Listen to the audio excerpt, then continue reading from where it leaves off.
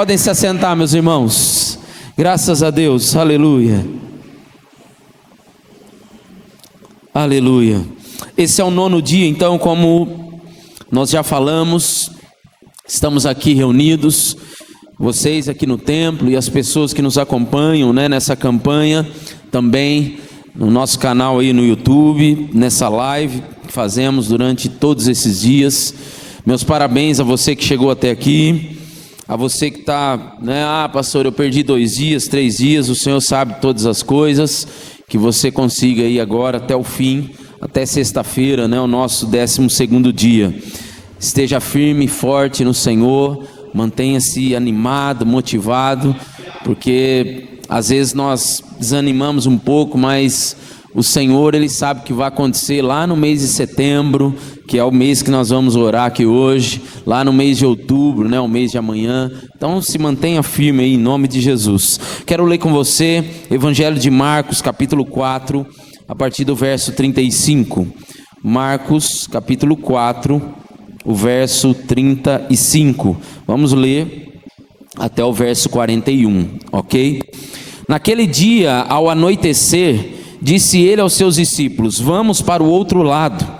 Deixando a multidão, eles o levaram no barco, assim como estava. Outros barcos também o acompanhavam. Levantou-se um forte vendaval e as ondas se lançavam sobre o barco de forma que esse ia se enchendo de água. Jesus estava na popa, dormindo com a cabeça sobre um travesseiro. Os discípulos o acordaram e clamaram: Mestre, não te importas que morramos?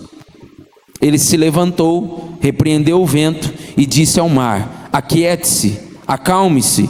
O vento se aquietou e fez-se completa bonança. Então perguntou aos seus discípulos: por que vocês estão com tanto medo? Ainda não têm fé? Eles estavam apavorados e perguntavam uns aos outros: quem é este que até o vento e o mar lhe obedecem? Glórias a Deus. Até aqui por enquanto.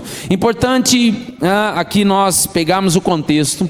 Jesus estava saindo de um lado do rio e indo para um outro lado. O outro lado era o lago chamado de Genezaré, e lá do outro lado nós temos aquele episódio onde o Senhor expulsa o demônio do chamado endemoniado gadareno, aquele homem que foi vários demônios expulsos, e os demônios saem dele e vai até uma manada de porcos. Então um monte de porcos lá, o demônio foi nos porcos, os porcos então se atiraram no precipício, só para que você entenda o contexto dessa história. Então essa viagem era para ida até um lugar onde Jesus estaria enfrentando uma batalha espiritual.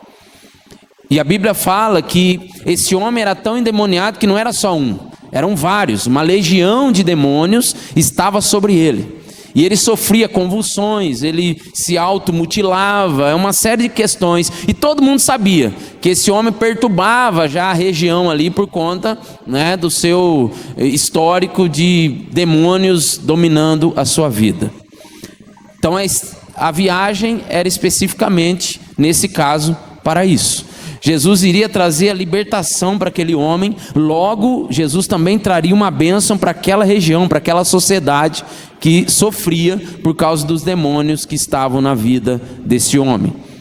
E o texto fala de correntes, que esse homem vivia arrastando correntes, as pessoas ouviam as correntes, logo sabiam que estava chegando um demônio, estava passando um demônio por ali. Depois você lê melhor, na sua casa, com mais calma e mais detalhes. Mas é importante citar esse contexto. O texto diz, se você olhar bem, que deixando a multidão, os discípulos levaram Jesus para o barco.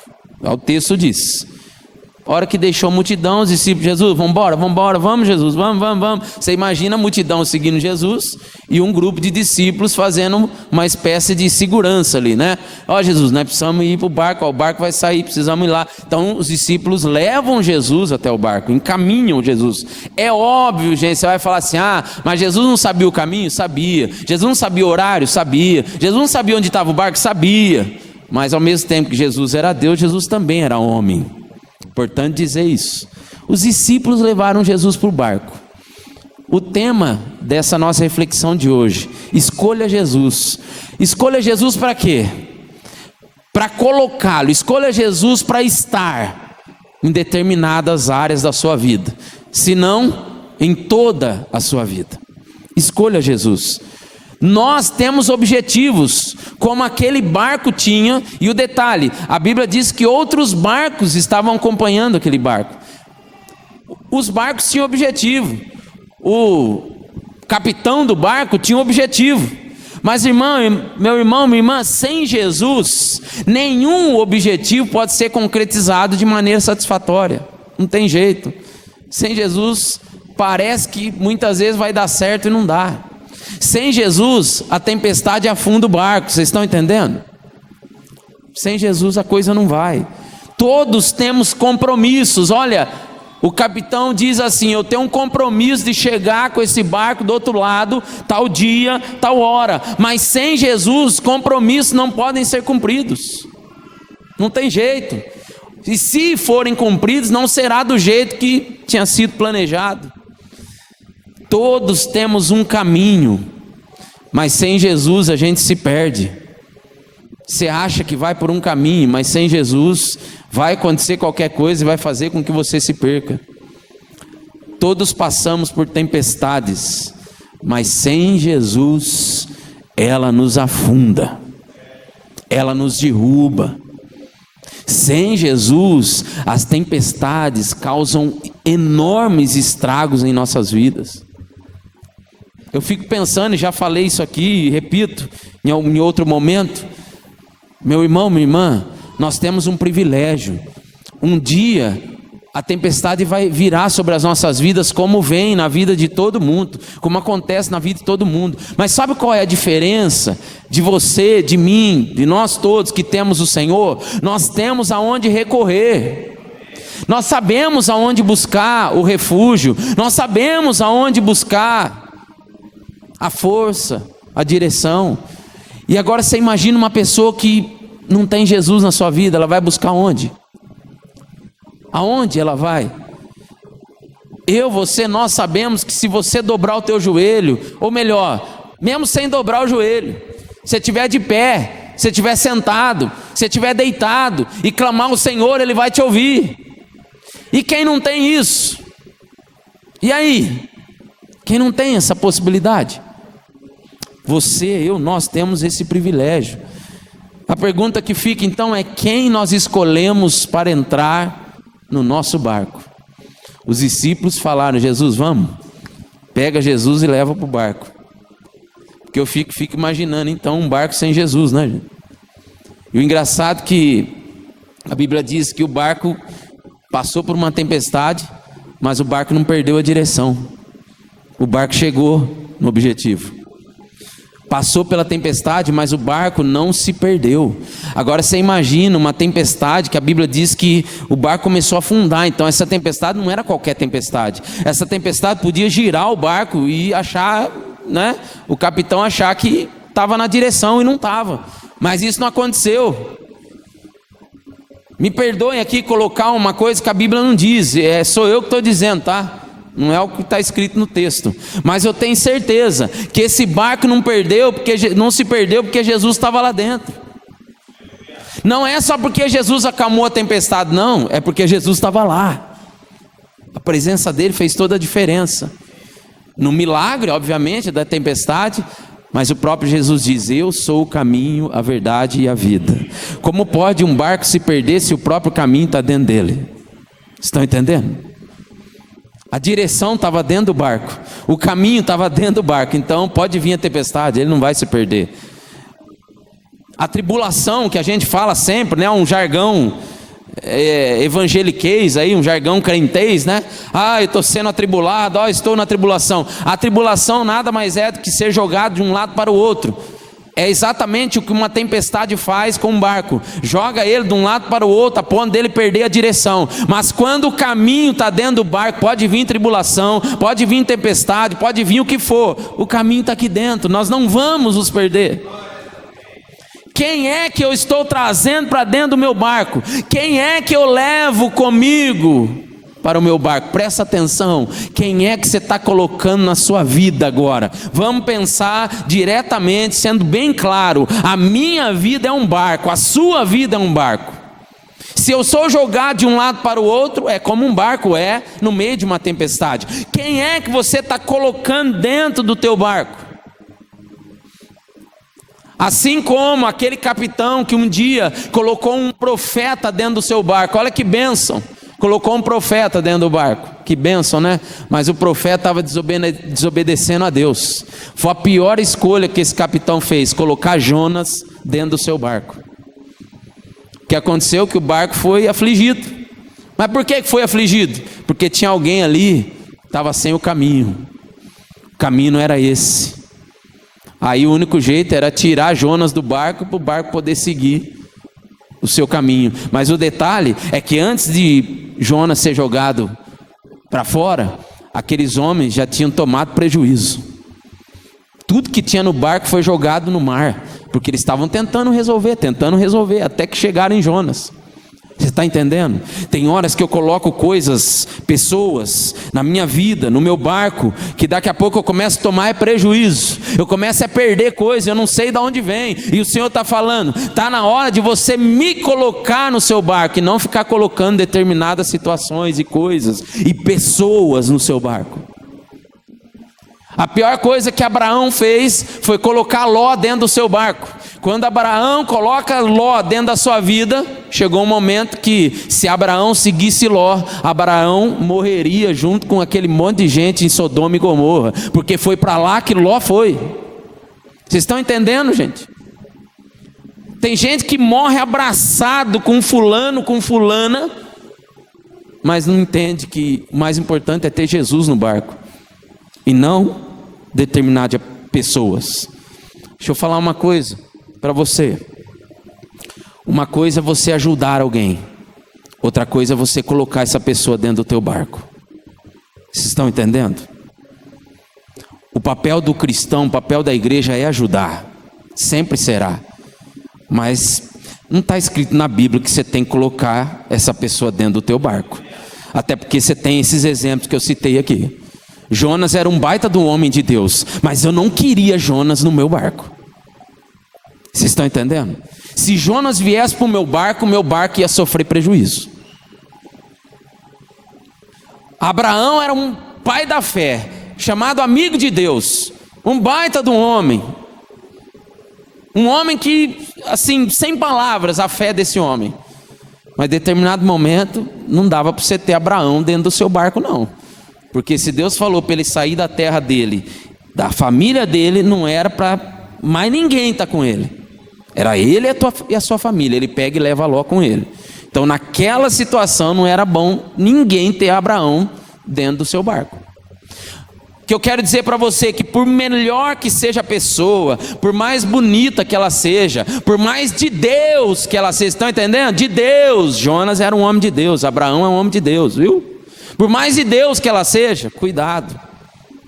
Quem disse que é para você colocar ela no teu barco? Quem disse? Irmãos, teve uma época da minha vida que eu cheguei para Deus e falei assim: Senhor, o que está acontecendo? Porque todas as vezes que eu vou no culto, naquela ocasião eu ainda não era pastor titular, né? Eu estava em experiência para o ministério pastoral. Estamos falando aí de 2017, alguma coisa assim. Toda vez que eu ia no culto, a palavra, eu falei: Senhor, mas parece que é para mim. Parece que é para mim. Eu ia de novo, outra palavra, um assunto totalmente diferente. Era para mim de novo. E outra vez, outra palavra, outra pessoa ministrando. Às vezes uma pessoa até mais simples ministrando, com palavras até um pouco mais, né? Às vezes não falava direito as coisas, às vezes não pronunciava muito bem as palavras, não utilizava de um português mais rebuscado e tal. Mas eu entendia que era para mim mesmo assim. Eu falei: Senhor, mas o que está acontecendo? Eu entendo que toda vez que você vai ouvir a palavra, é sempre, você vai ter alguma coisa para você. Mas parecia que era muito direto. Muito direto. E aí então, eu, numa das minhas orações em casa, falei: Senhor, mas o que é que o Senhor está querendo? E Ele deixou bem claro, Deus falou comigo, no meu coração: a pergunta que você devia fazer não é se o que está acontecendo, por que está. Não. A pergunta é se você está mudando ou não. Essa é a pergunta. Porque alguém que se diz filho de Deus, lógico que vai ouvir Deus. Se você é filho de Deus, você vai ouvir a Deus. Você não vai ouvir outros. É para você, eu sou filho de Deus. Então quem que você vai ouvir? Teu pai, que é Deus. Simples assim. A pergunta é, será que eu estou mudando ou não? Será que eu estou resistindo a essa palavra ou não? Se eu pedir para levantar a mão aqui, junto com a minha, porque óbvio que quando eu preparava todas essas mensagens desses 12 dias, com exceção do dia da quinta-feira passada, né, que foi a minha esposa que ministrou sobre a muralha. Se pedir para levantar a mão, quantos aqui esteve aqui durante 6 dias desses 9, né? 5 dias, e o Senhor falou com você todos os dias? Eu sei que alguém vai levantar a mão, mas irmão, a pergunta é, será que nós estamos entendendo? Será que nós estamos mudando? Será que isso está entrando no nosso coração de verdade? Sabe o que o Senhor falou para os discípulos um dia? Eu já falei aqui, vou repetir.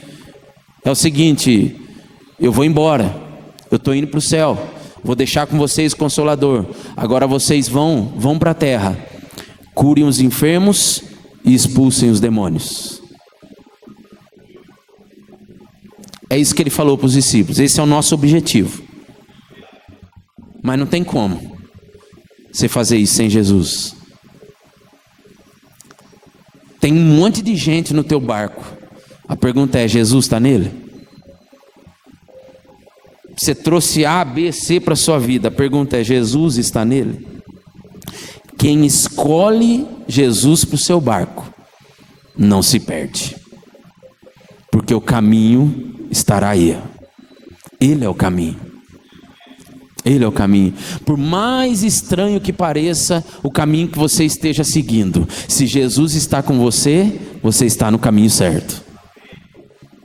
Por pior que pareça o caminho que você está trilhando, mas não está do jeito que eu gostaria, mas eu achava que o caminho era melhor. Jesus está com o teu barco? Jesus está com você? Então fique tranquilo que você está no caminho certo. Oh, louvado seja o Senhor.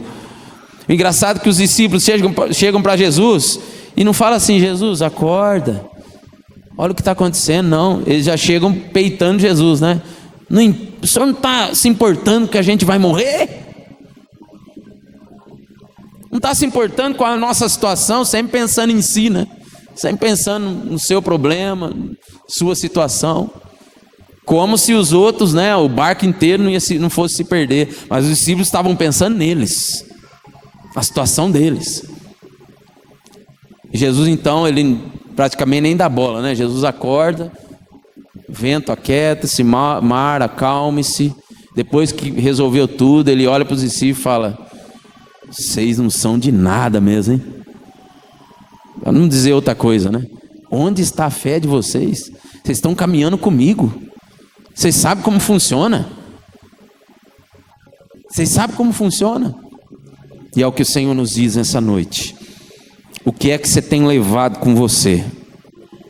Quem é que você tem, como os discípulos fizeram, né? Os discípulos dizem assim, a Bíblia diz, né? Eles levaram Jesus para o barco, estava naquela multidão. Então eu entendo dessa forma, tá, gente? Não é o que a Bíblia diz, mas eu entendo dessa forma. Um pega na mão de Jesus de um lado, outro pega na mão de Jesus do outro e começa a puxar ele, porque senão a multidão não ia liberar ele nunca. E Jesus, seu coração amoroso, obviamente, vamos orar até a hora que der para todo mundo. Aí vem os discípulos e pega Jesus pela mão. Quem é que você está pegando pela mão e trazendo? Vem comigo. Irmão, se não tiver ninguém no teu barco, não tem problema. O que importa é que Jesus esteja nele. O que importa é que Jesus esteja com você. Porque do que adianta você pegar na mão de um homem de Deus, uma mulher de Deus, de um profeta de Deus, e esse profeta de Deus, esse homem de Deus, essa mulher de Deus, está seguindo algo que não era para ele seguir, só que você está levando para dentro. A palavra do Senhor para mim, para você hoje é: escolha Jesus para o teu barco, escolha Ele de verdade. A Para de ficar abraçando tudo que você vê. Para, sabe? Ai, se entregando, se doando. Irmão, isso é o papel da igreja, isso é o meu papel, o seu como cristão. Mas analisa. Será que Jesus está no barco? Primeiro, Jesus está no barco? Se Jesus estiver no barco, ok. Porque quando você trazer alguém para o barco que Jesus está, logo você já vai ver, opa, o próprio Espírito Santo já vai falar ao teu coração, cuidado com isso aí. Rompa mesmo, está na hora de romper. Não, eu vou deixar fulano, eu vou deixar ciclano, eu vou deixar porque Jesus não está. E por que essas pessoas estão se Jesus não está? E eu estou sendo assim, talvez o mais indireto possível, mas agora eu vou ser mais direto, para ficar mais fácil você entender. Tem pessoas que não é para estar na tua vida, simples assim. Assim como Jonas não era para estar naquele barco, assim como Ló não era para estar com Abraão, tem pessoas que não é para estar na sua vida, como cristão. Quem sabe Deus está preparando para 2026 aí, ó, você começar a romper com laços que você sabe que não está sendo bom para a tua vida. Quem sabe Deus já não está falando com você aí ao longo do tempo, sei lá, se Deus de repente está usando alguém para falar já, você está só recebendo uma confirmação agora aqui. Quem sabe vai chegar lá no mês de setembro, o Senhor vai falar assim para você, está na hora de romper. Está na hora de chegar e falar assim, chega, basta, eu quero Jesus no meu barco e não uma pessoa como você, meu irmão. Você vai falar assim, pastor, mas o evangelho não é amor, o evangelho não é isso, não é aquilo, não. Sim, é amor, o evangelho é bênção, mas vocês lembram aqui da mensagem de final de ano? Ciclos, círculos e circuitos. Tem círculos, tem círculo íntimo, tem ciclo um pouco mais longe, outro um pouquinho mais longe de você. Jesus era assim. Jesus tinha 3 no meio dos 12 que andava com ele. Jesus tinha 12, depois Jesus tinha 70, depois Jesus tinha 120. Cada círculo no seu lugar. Eu não trago pessoas que são dos 12 para o círculo de 3. 3 é 3, não é 12. Eu não trago pessoas que são dos 70 para dentro dos 12. Porque cada macaco no seu galho, cada barco caminhando para o seu objetivo.